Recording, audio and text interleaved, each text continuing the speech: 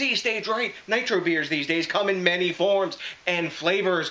And also, the American scene has exploded with nitro beers. Now, the first one to really push it on the scene was Left Hand with their Nitro Milk Stout. This beer that we have stage left from Ballast Brewing Company out of San Diego, California, USA, yay, yay, also known as Constellation Brands. What beer do we have from them today? We have their Red Velvet Nitro. This is an oatmeal stout, kind of a red oatmeal stout, I guess. Anyways, it's a limited serving. It clocks in at 5.5% ABV and 35 IBUs. And the only thing I know that they have in this beer are beets and oats and maybe cacao. I'm not sure, or some kind of chocolate, but that's what it seemed when I was perusing about this beer on the web. Anyway, nitro beers are exceedingly popular. They were made popular really by Guinness back in the day via their bottles with a widget in it and cans. These are all widgetless formats, except for maybe some of them have a little K-cup looking thing turned in the bottom to act as kind of like the restrictor. Anywho, so since this is nitro beer, we're going to show you the pour. Let's switch to that, and we'll be back to tell you what it smells like, looks like, and tastes like in a flash. Okay, gang, here we go. It's time to get our lovely Nitro Pour on. On the side of this bottle, it says, pour with purpose. That means crash pour it. We're going to crack the top on this and pour it straight down the gullet of our lovely Nonic glass. Here we go. Boom. Nice hiss off the top, and let's have at it. Oh, that is red coming out of there. Don't fear, just let it go. There. Ha-ha. We've poured with purpose, and as you can see, well, we got a pink head on this one. Must be the lovely beets in that. But look, lovely cascading head coming up from the bottom. It's going to be thick, delicious, and lovely. That means it's time to drink. Let's get it on. Okay, gang, I'm back. You saw that lovely pour, and now here we have our beer with our lovely, and I mean lovely, settled pink head.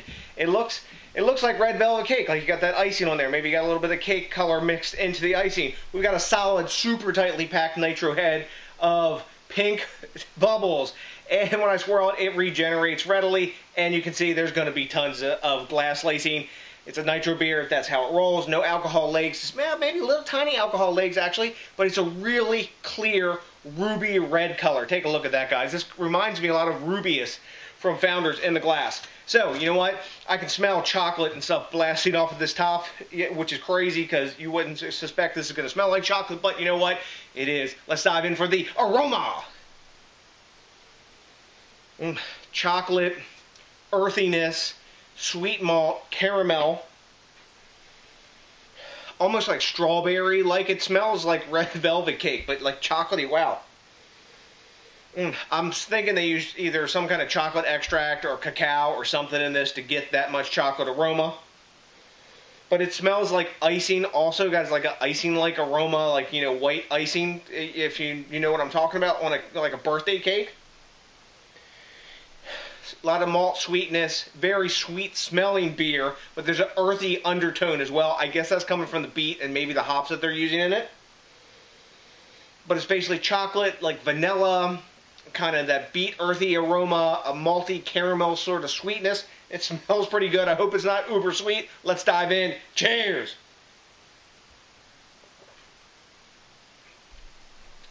Not as sweet as it smells. It tastes like freaking red velvet cake. Very cakey and bready. It's not like I just cut into a slice of that, because if you've ever had red velvet cake, you know that's about as sweet as pastry comes. It's like off the charts on sugar. This has got a nice chocolatey, bready, graham crackery kind of thing going on. Biscuity almost, I guess. You get that hint of like vanilla, like it would be icing in there kind of. There's an earthiness driving from that beets, kind of like a bitterness around the sides of the tongue. Tastes like a fugglish kind of, or maybe East Kent Golding's kind of earthy bitterness of the hops. I don't know if they're using that. It's got a nice, slick, just medium to medium thin mouthfeel. It's a 5.5%er. I'm not expecting super viscous here, but it has a nice coating mouthfeel to it because of the oats. It's a really cool beer. It is what it says it is. I guess these days, Ballast Point doesn't make beer without fruit in it. It doesn't seem heartily that they do. They have some, you know, their traditional like IPAs, but the new stuff they're putting out all seems to have some kind of fruit or heavily adjunctified kind of recipe going on. But you know what? This is a cool beer. It's exactly what it says it is. It's probably as close to the taste of Red Velvet case, save they made this Imperial that you're going to get. An Imperial version of this might be cool, especially if they kicked it off with like a little bourbon barrel hint or something, or even more chocolate. I don't know, but as it stands here, super smooth, easy to drink, nice, of course, velvety in the mouthfeel. The Nitro is lending towards that velvety mouthfeel that you're getting from the oats, kind of complementing that. But man, tasty. Here I'm digging it. Let's grade it. At time of recording, this is a just released beer. Excuse me. Rate Beer is giving this an 89. High B+, verging on A-. Beer Advocates giving it 86, solidly in that B+ range. And Untapped is giving this 3.78 caps, which is their high B+ to A- range, I would suppose. Anywho, I'm going to take another taste here. I'm going to go 87. B+. It's kind of a novelty sort of beer. I don't know if I'd seek out another one of these to drink, but as Nitro beers go, it's pretty cool. I can see a lot of people really digging this and grading it higher than I am. But you know what? If you didn't know there was beets in here, you wouldn't suspect it. You'd be wondering if where the color came from, of course. You'd think of some fruit or something like that.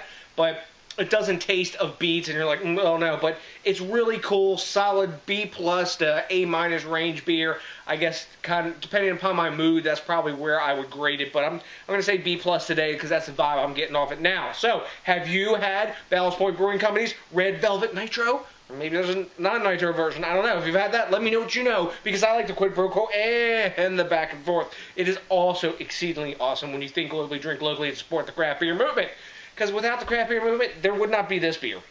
It'd just be fizzy piss water, like the little Budweiser commercial says, you know, oh, not imported, not changed, not a fruit bucket, whatever.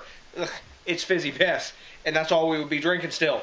This is not that. This is the actually exact opposite of that, diametrically opposed to it. Anywho, oh, it's also really pretty awesome. Lest I forget, when you rate, comment, subscribe, especially if this is your first time with us, and smash that like button, because that, along with, oh, hell yes, I need probably one of these, because it's kind of cool, like desserty sort of beer. Red Velvet Nitro, that is, to put my happy face on. So to the next DJs BrewTube, I got nothing but a big-ass bunch of beer drinking love for you. Actually, crazy-ass beer drinking love for you today, and you know what's coming. That's right, a big-ass peace out!